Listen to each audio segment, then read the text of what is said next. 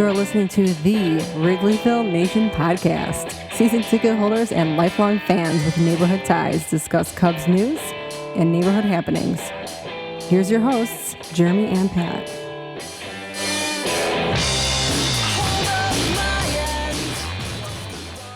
Hello and welcome to the Wrigleyville Nation podcast. This is episode 309 of the podcast. My name is Jeremy Deemer and I'll be your host. I'm joined as always by my co-host. He's my cousin and he's high atop Wrigleyville tonight. How's it going, Pat? It's going well, Jeremy. It's been quite a week for the Cubs. It's been quite a week for Chicago weather. and now we've got a guest on the line to help us break down the week that was for the Cubs. He's sufficiently thought out from being at the game yesterday. You know him from his work at NBC and NBC Chicago. James Neveau, thanks for coming back to talk Cubs with us tonight. I figured it was the least I could do since Pat Nagel was so polite as to point me out to some good places to go in Wrigleyville yesterday. I felt like I owed you guys a repeat appearance, and heck, I picked a really good week to come on and talk about this team. So really looking forward to it. Glad to have you back, and we did have quite a week. Let's look at the week that was since last we podcasted. Since last week podcast, I almost visited Evan Altman. Oh, really? Oh. Yeah, when my flight from Washington to Chicago got diverted, it's sent to Indianapolis. Were you causing problems on board again? Yeah, me and the storm apparently that never surfaced, but yeah, there was talk of maybe an overnight, but then they were able to get us routed back on. So a near miss for Evan. His family would have wondered if when I knocked on the door and said, "I'm here to discuss our preseason predictions." Well, we're glad you made it back to Chicago. You were able to see the Cubs week that was. It started tremendously. Couldn't have started any better since last we podcasted. 3 victories in Oakland against the Oakland A's. They are significantly worse than I thought they were after watching these games, Pat. So last night I was looking through the standings. Occasionally I like to look at the standings. And what struck me was a stat that I found just popped. It's hard to miss. And that stat was that the A's had a run differential of minus 100. It's now minus 103. Yes. And what was interesting about that was that it was double the next worst in all of baseball. The second worst team in baseball is twice as good as the A's. The Colorado Rockies at minus 54 run differential. So I thought that was interesting, and I started doing a little research to see if this was unusual. I'm thinking, that would make a negative 750 run differential. So I started looking at teams of my lifetime, of which there are many. And the worst team I could find in my lifetime was the 2003 Detroit Tigers, who were 43-119. Wow, that team was awful. It was awful, but it was only 337 runs awful in terms of its run differential.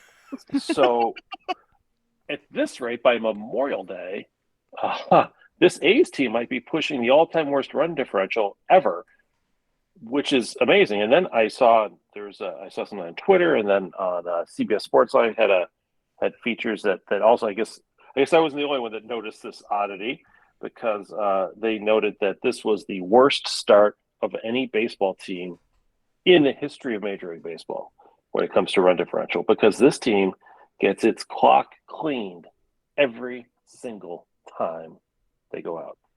They don't just lose; they get crushed, as we saw 3 times this week by the Cubs. They scored 3 runs over 3 games. The Cubs scored 26 runs over those same 3 games. Yeah.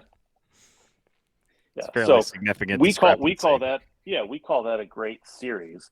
They call it a series, right? Because that's what they do every series. And it was shortly after the Cubs left town that the news came out that the A's are purchasing a piece of property in Las Vegas, Nevada, as they bought land. They bought land. They bought land to That's build a weird stadium. place to buy land if you're in Oakland, right? That's a long commute. That's a long commute for your fans from Oakland to Southern Nevada. So yeah, the Oakland A's, soon to be the Vegas A's, and I hope that I hope they play into the Aces type of motif with some of these city jerseys, and that we get some cool stuff there as they go. But man, what a terrible franchise, and just and something, that was a franchise that was so dominant when we were, in my youth. Yeah. I grew up in the Bash Brothers, Ricky Henderson years of Oakland. I'm so old that I grew up being told stories of how good the A's were, because although it was before my time, in the early 70s, the A's were the team. Like they were, they had, Vita Blue and Reggie Jackson and, all kinds of stars back then. The A's have been a historically good franchise, and that's not the case anymore. Starting, I guess, last year, because before last year, and here's the crazy part: before last year, they were over 500, four times in a row, including two 97-win seasons.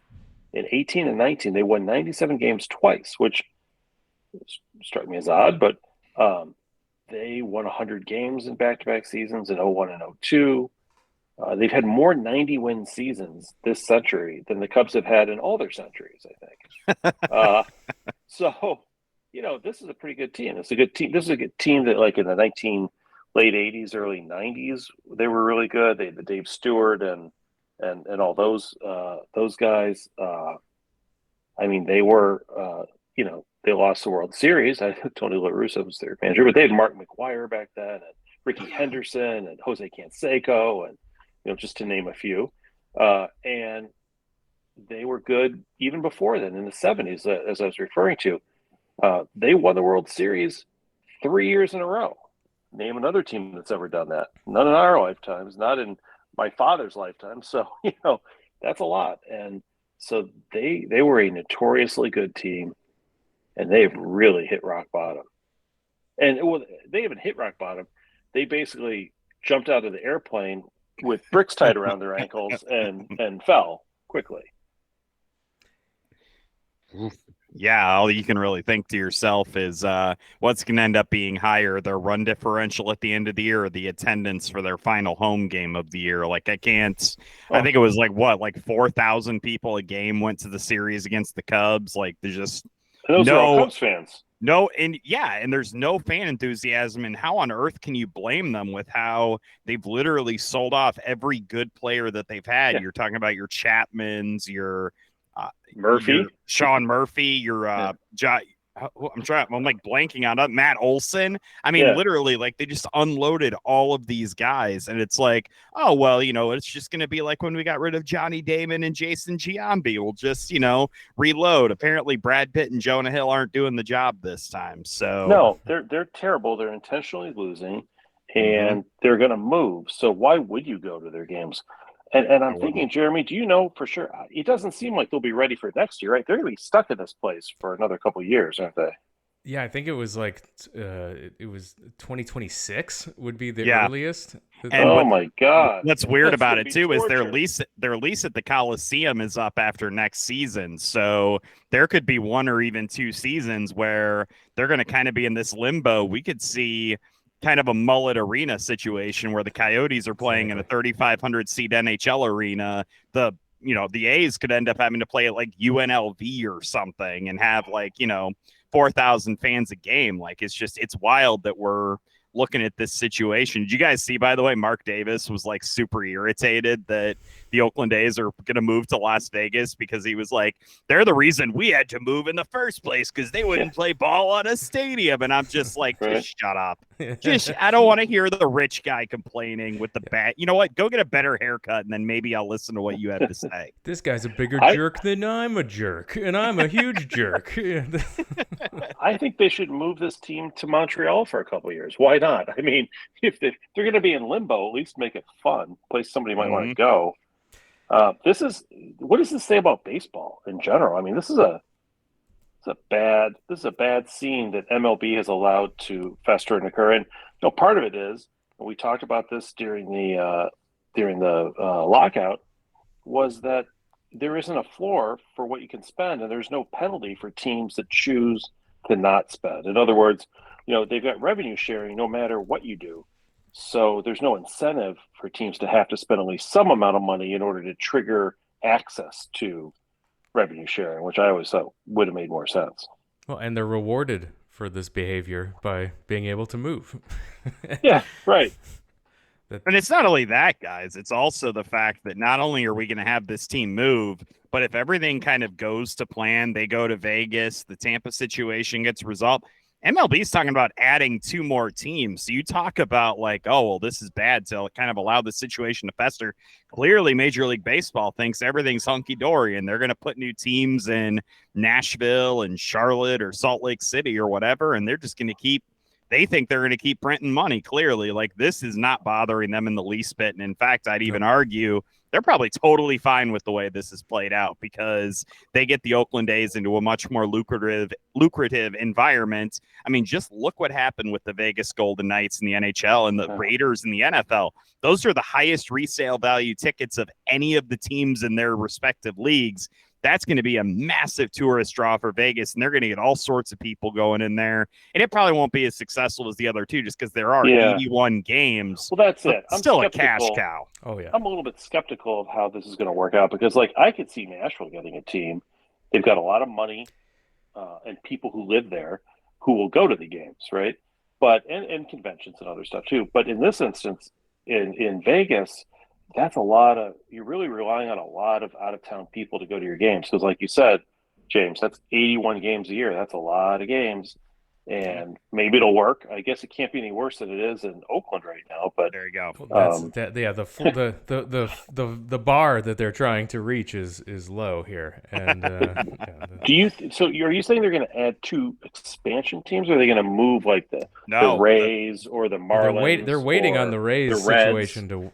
They said if they get the Rays situation resolved, whether that's with the new stadium or them moving, they're genuinely serious about expanding 2 more teams because they have ownership groups lining up in, I think, Nashville, Charlotte, and Salt Lake City to potentially bid on these things. Nashville's the farthest along. You can follow the Nashville Stars bid and everything. They are very organized. You get a lot of the Vegas and Seattle like NHL expansion.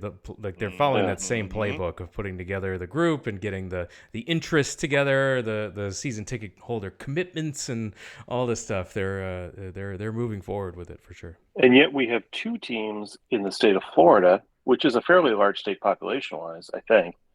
And 2 teams that average fewer fans per game than the Cubs do in the bleachers. I mean, those 2 teams are a wreck. The Rays with the best record in baseball, and of course the Marlins. Just really low attendance. I mean, they're just right above the A's. Somewhere slotted around Pirates and Reds land, I guess. But and Miami has a new ballpark. They got a new ballpark. I know. I've been to a new ballpark. It doesn't matter. It's outdoors, and even in April, it's humid and hot. So I can only imagine the rest of the year. But you got Kansas City and those issues.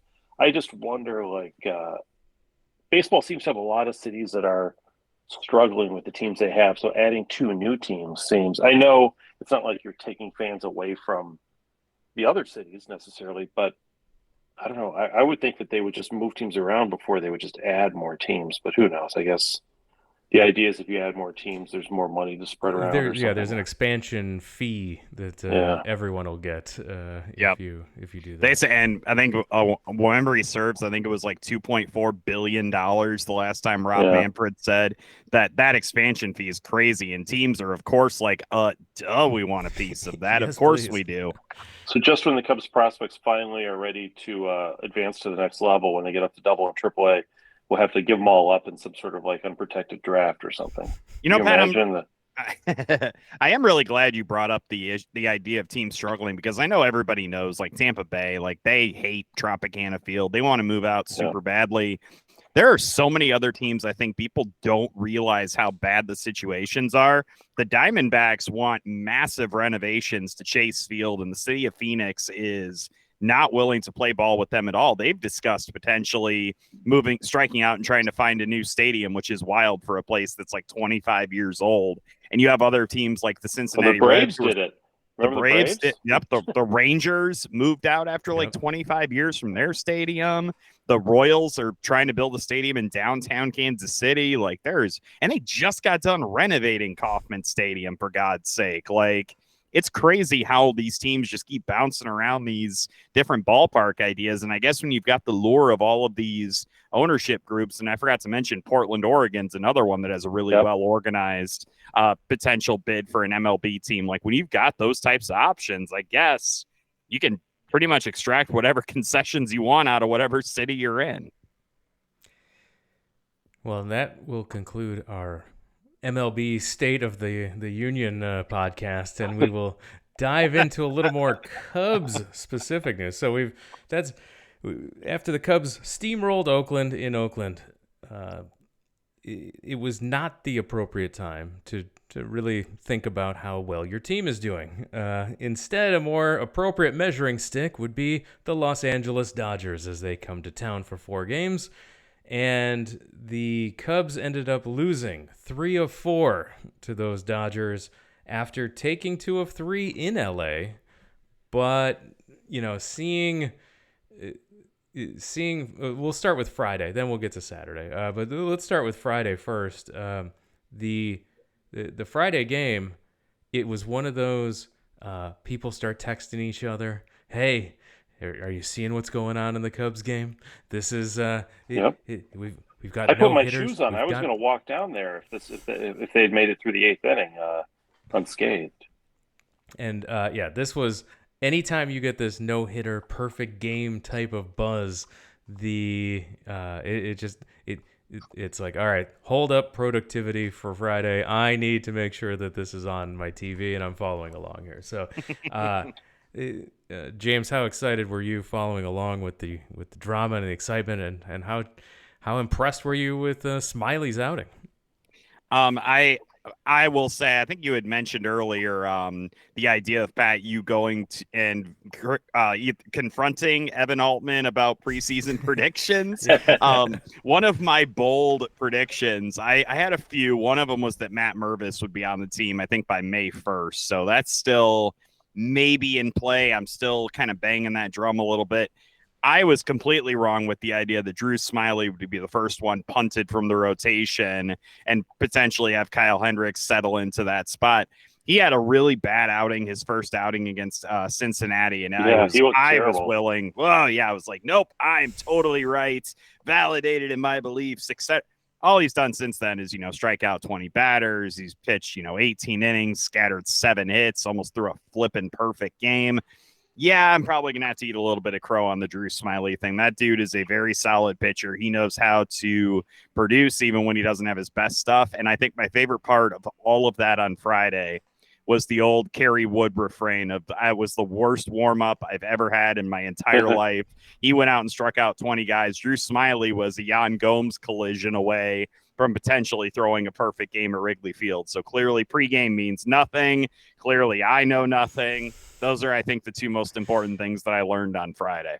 Well, what we learned is you've just now jinxed Drew Smiley for the rest of the season. So congratulations. Hey, you know what? It's really interesting you say that, because as I was talking, I was thinking to myself, if I wanted to take a last-ditch Hail Mary effort at making sure that this prediction comes to pass, I would throw the reverse jinx at Drew Smiley. So let's see how this all goes. I don't know if my powers are going to be proven correct, or if I will indeed just look like an idiot, and I'll have looked super humble and contrite about it on this podcast.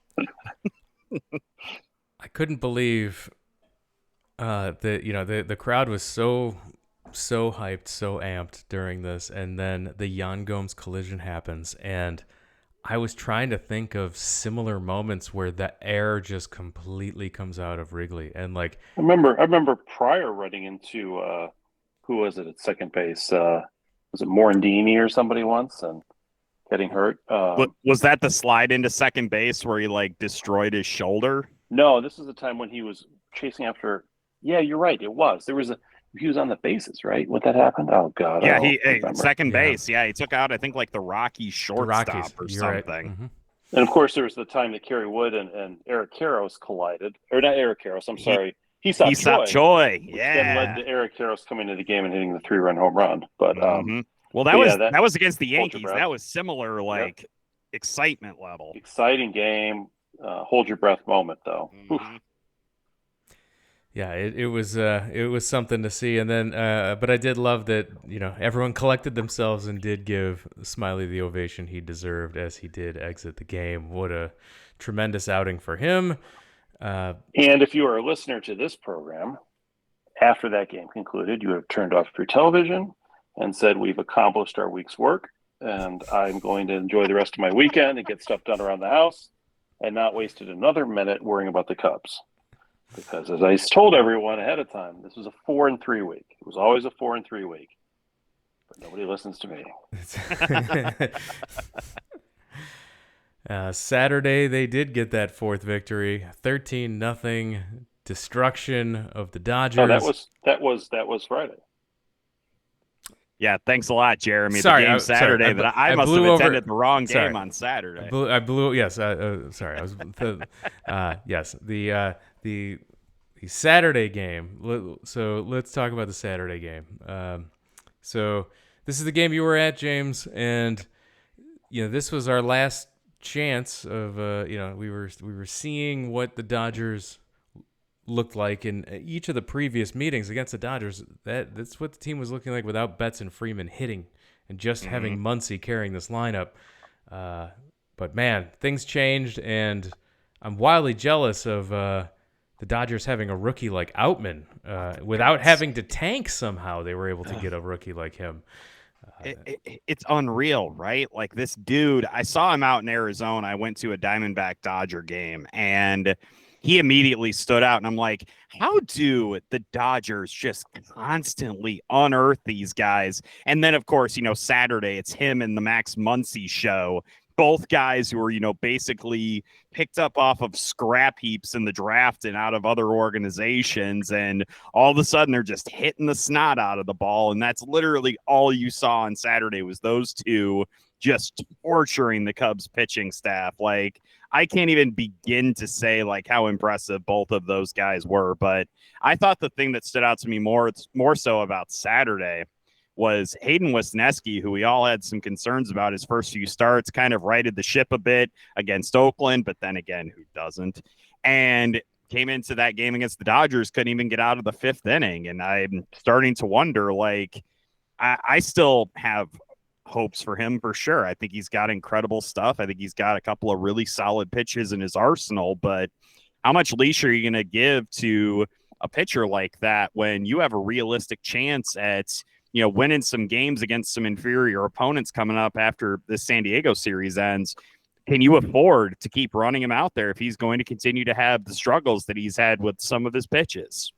Well, you raise kind of I think what is really at this point in the season, the critical point, which is, are the Cubs a contending team? And if so, and because I think a lot of us came into the season thinking, it's a year to take a next step, right? Take a step up. But if they actually can contend, and the Cardinals have struggled, and the Brewers are the Brewers, and I'm not worried about the Pirates, despite their good start, early on. They've played the Rockies like 17 times. Right. Good for them. Come on. Good for them is right. They literally are on a 7-game win streak because they beat the Rockies 3 times and the Reds 4 times. So yeah. So if the Cubs are in fact the kind of team that might compete for a division, does that change the analysis? Like we've talked about preseason and early in the season, the Cubs catchers do not hit, and the Cubs closer situation has been murky, right? And there was talk, well, if they're good, maybe you go and get somebody at the deadline or whatever. Well, maybe you make some decisions sooner than that, because they also have a couple guys who are just tearing the cover off the ball in the minors. So how much room do you give? How long do you carry a third string catcher for? Is Rios really a valuable guy to have in your 40-man roster? What do you do? Like when you might actually feel like the pressure exists to win all the games now because you're going to be in contention. You just can't afford to have three guys on your team who solely play first base. Like, I feel like this team needs some more versatility, and I feel like carrying that's such a White Sox move to have all multiple. The yeah, you shouldn't be carrying three catchers and then three like relatively limited guys who arguably aren't hitting that well. Like, I know Eric Hosmer's had a few decent hits recently, but are you telling me right now that the Cubs wouldn't have probably another win or two under their belts if they had Matt Mervis up here? Like, I feel like his ability to hit for power, like that just strikes me as a decision that at a certain point, if you feel like you're contending, that guy is going to give you something. Like, I think Trey Mancini will eventually get things sorted. I think he'll be a solid 6-7 hitter. Matt Mervis has the potential to be a middle-of-the-order bopper who's going to provide some real protection for guys like Ian Happ and Cody Bellinger and all those guys. And I just feel like the more time that goes by where you're just letting him continue to feast on AAA pitching and continuing to throw at bats away on guys like Nick Madrigal and Eric Hosmer, it's more and more opportunities that you're letting slip through your fingers to potentially make some sort of a run at this. And it kind of boggles my mind that, yeah, like I know why Christopher Morel is in the minor leagues right now. What I can't figure out is you're paying Eric Hosmer league minimum. Luis Torrens is playing like, a couple plate appearances a week. Why on earth are these guys in the mix and not a player like Matt Mervis? Well, and then also, if you got a guy like Mervis, you have to start thinking about, look, we want to win now, but we also are building for a team that has to win next year. So the sooner you get them up here, the better, too. I mean, it just seems like, what are they waiting for? What's the benefit of waiting? Especially, you nailed it on the head there, James. Edwin Rios and Luis Torrens are taking up a roster spot that could be Matt Mervis right now, even if you're not ready to make the Hosmer decision yet that is inevitable. You could at least bring him up now and say, hey, as a safety net, we'll still, we'll have the three because, we don't need three catchers at the moment, or we don't need, he can take the spot of a Rios or a Torrens for now. But having him in AAA, you're right. These numbers are screaming to be called up. And the excuse of he hasn't seen AAA pitching is over now. The same thing with Christopher Morel, and I know that you want him playing every day, and that's totally fine, but you wanted to know if Matt Mervis was going to continue what he did last year and basically his rapid ascent through the system and pounding pitching at every single level he stopped at. Guess what, y'all? He's continuing to do that. And if he's not a major league hitter, okay, but let's find out, right? Mm-hmm. Now's the time to find out. One way, he's 25. He's, find out now. What can he do, and go from there? But waiting makes no sense.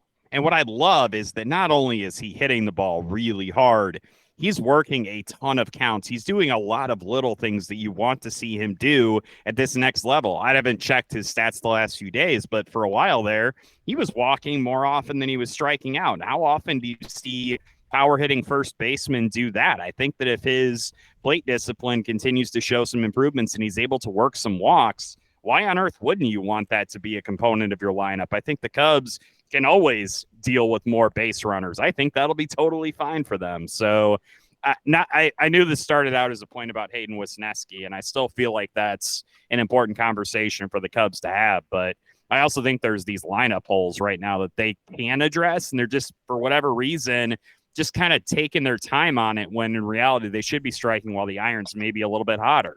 And before Patrick Wisdom cools off, because right now Wisdom and Cody Bellinger account for over 50% of your team's home runs. So this lack of power, you're going to need someone, because he will cool off. He's not going to hit 70 home runs this year. Sure. No, and he's always been this kind of guy, and we've seen him in these hot streaks. And when he looks terrible, you just have to keep reminding yourself he's not that bad. And when he's really hot, if you're reminding yourself he's not that good.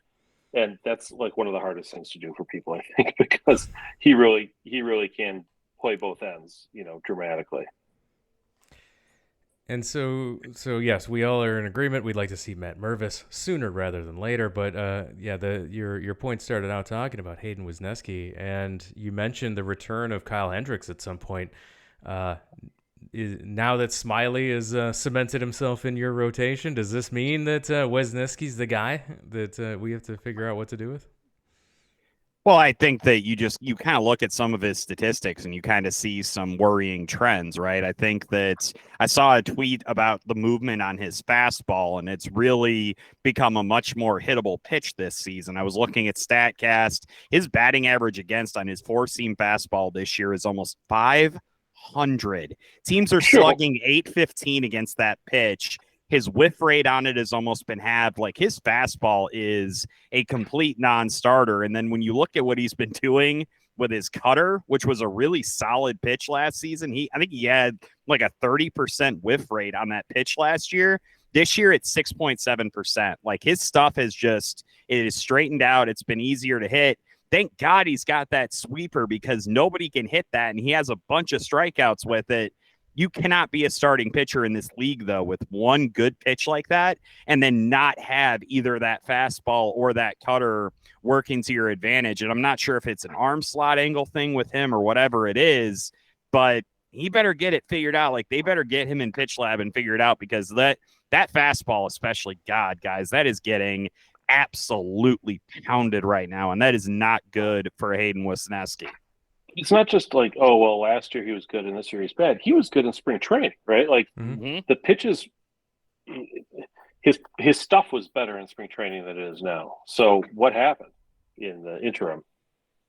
The only thing I can think of, maybe with the cutter, and I kind of, with his deployment of it yesterday, I had wondered if maybe it was a cold weather thing where he wasn't getting a good, like, feel on the grip on the ball, perhaps. Like, he looked solid in Oakland, and of course it was warm there, but that was the only thing I had thought of with the cutter yesterday. But I think the fastball, that's solely, like, that is red alert city for me. They have got to get that figured out as soon as they possibly can. Let's talk about today's game. This Sunday game, another loss, 2 in a row to the Dodgers, officially losing 3 of 4 in this series, and 4 of 7 for the season. They did win 4 for the week though, Pat, like you mentioned. Yep. But they lost the season series to the Dodgers, I guess is what I'm saying. They did, which, after watching them take 2 of 3 in LA, you felt pretty good about it. Could have been a sweep in LA too. Like, I know. So close. And here, looking at Sunday's game, a couple things that jumped out to me. One was Nico Horner with a 19-game on-base streak. Is Nico Horner the best second baseman in the National League? Ooh, that's I'm going to let Pat tackle that one first. I have to kind of chew on that for a second. Yeah, there are quite a few second basemen who are underperforming right now in the National League. Jazz Chisholm's not doing well if you count him as a second baseman. I'm trying to think who would. I'm running through in my head. It's hard to remember the leagues now since we're playing so many interleague games. Exactly. True. It really.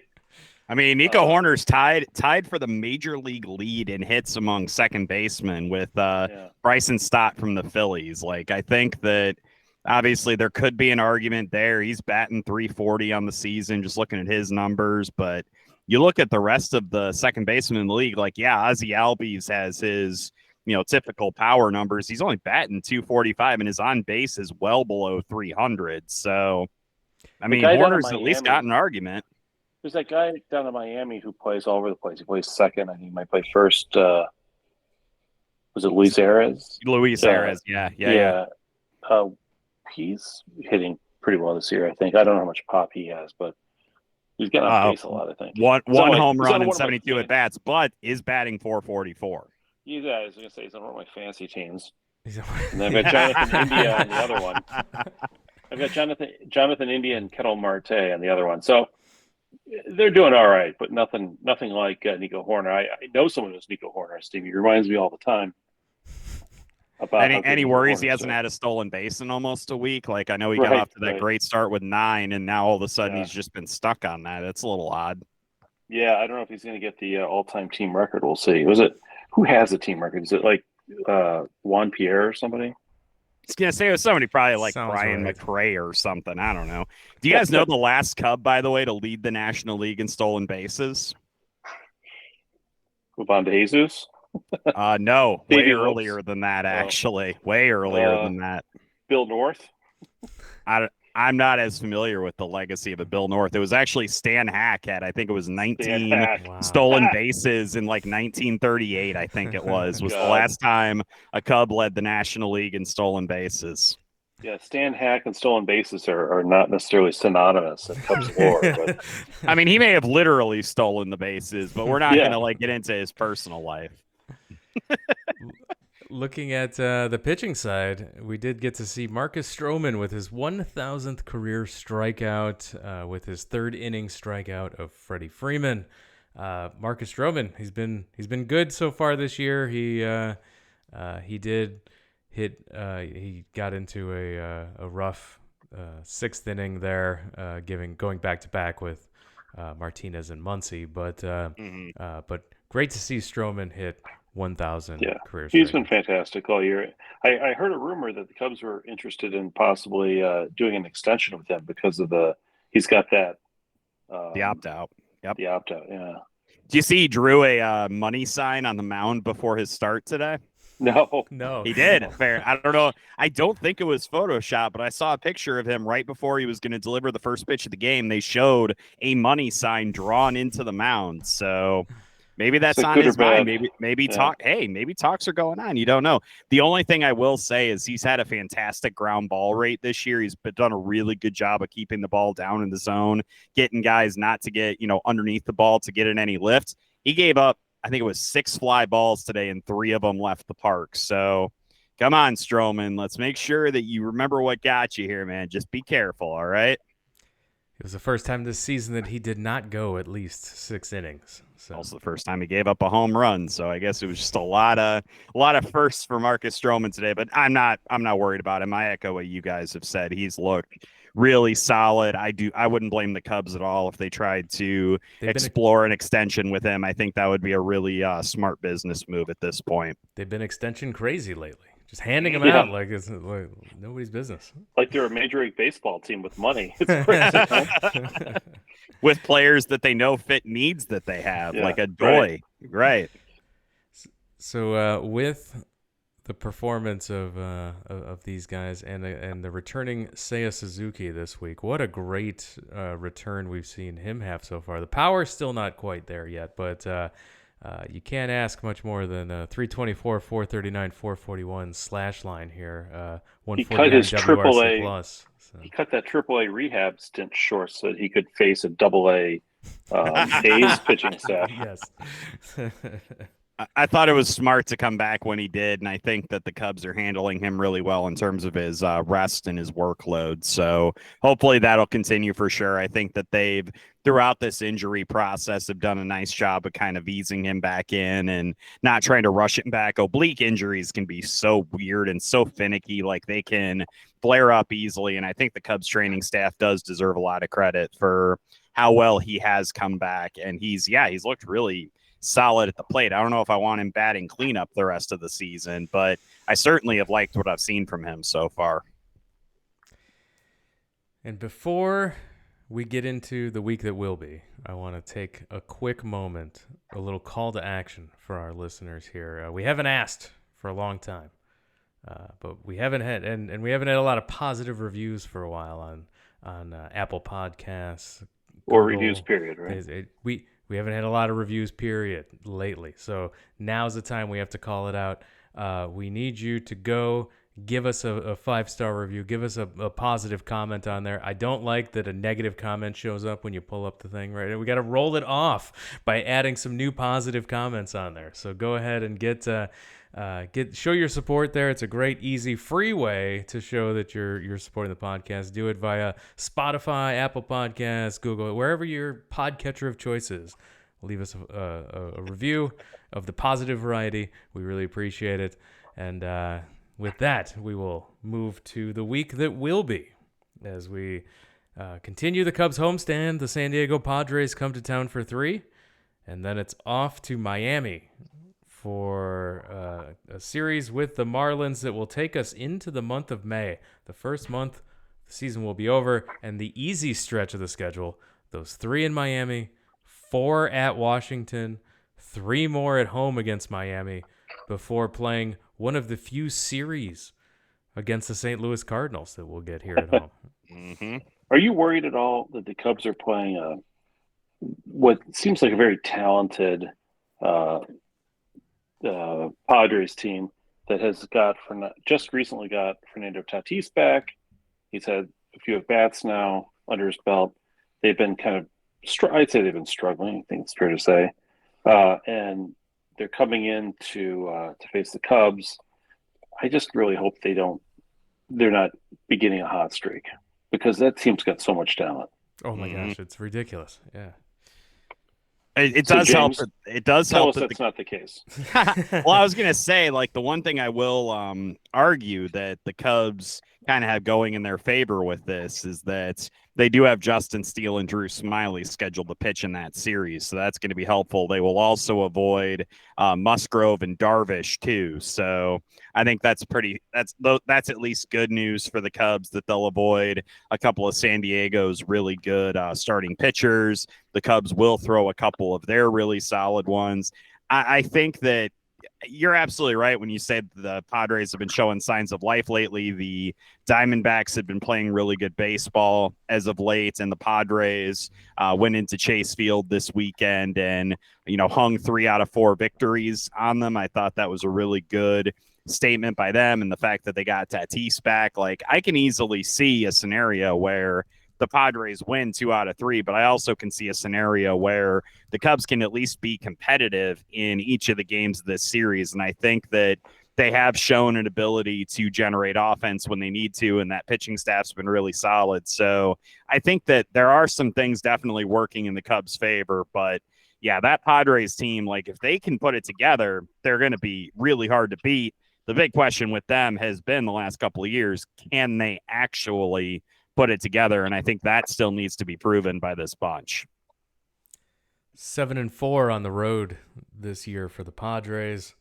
The Cubs at home 6-7 so far this season. So is the temperature going to be above 45 degrees this week, by the way? Because the Cubs It offense, is. when it's really cold, their offense has sucked this season. And when it's been like over that kind of random arbitrary mark, it's actually been really good. So kind of hoping for slightly warmer temperatures, please. Just a little bit. I think it'll be in the 50s. Yeah. Resident meteorologist, Pat Skilling. I mean, Nagel. Yeah. Well, I'm looking out my window and I don't see any clouds. So, well, that's actually pressure. That's a bad thing, because it means all the cold's going to rush in. Also, you might be able to see the Northern Lights tonight. So, yeah. Oh. So you I don't see light. I don't see stars. I just see windows.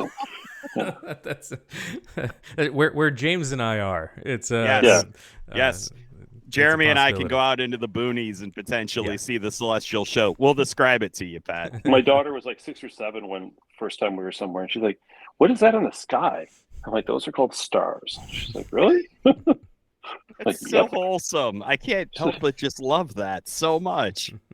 Like, I've never seen those before. I'm like, yeah, they don't come out very often. Like a kid in Alabama going, "What's this?" It's snow, is what that is. It's an escalator. You mentioned the Padres pitchers that we'll see this week. It's Snell versus Steele, followed by Waka and Smyly, and then Lugo and Hayden Wesneski. Gosh, I gotta say, for all the money they spend on that team, their pitching always feels just a little bit underwhelming to me. Maybe I'm just compared to, for example, what the Cubs spend on their pitching. Well, they're a team that will go out and address a need at the deadline too. So they are really perennial buyers. So, like, Snell was a great pickup, except until he wasn't, I guess, right? Like he was supposed to be a great pickup. No, Darvish I think was a good move, and but yeah, we do miss the heavy hitters there. And then they still have that long-haired galoot Josh Hader, who's got 8 flipping saves this season. Forgot about him. Yeah. Hey, guess what? He's coming back to Wrigley this week. Have fun with that. We're only going to face him, 3 fewer times than we would if he were on the Brewers or something? It's so weird.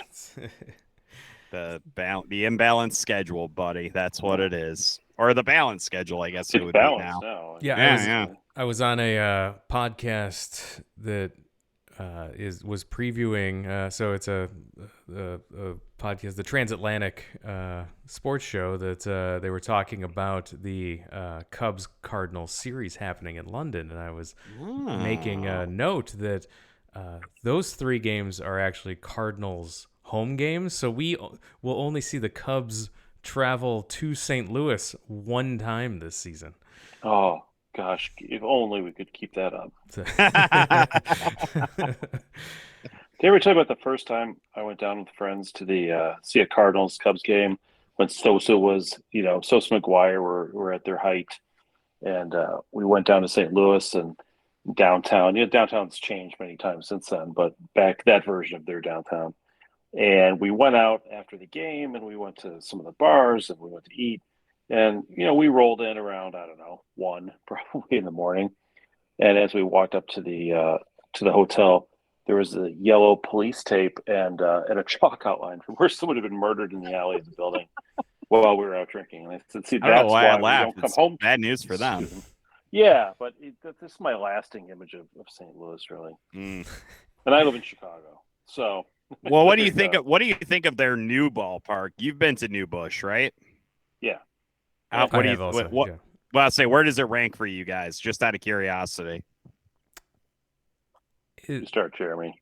So, I mean, it's fine. It's easy to get to. It's pretty. There's no features that jump out of like you gotta check out this part or you gotta sit in this section to see whatever. It's when I talk about my favorite ballparks, I'm talking about like San Francisco's ballpark, and I'm like, you got to sit in the club level because you get the view of the water and the mountains and everything. It's great, and I so it's definitely not in my. It's probably not in my top 5.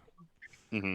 I would say of NL Central ballparks, obviously there's Wrigley, there's Wrigley North, there's PNC, which is sort of Wrigley Eastish, I guess, and then there's Wrigley Southeast, Atlanta, or not Atlanta, St. Louis, and then there's this.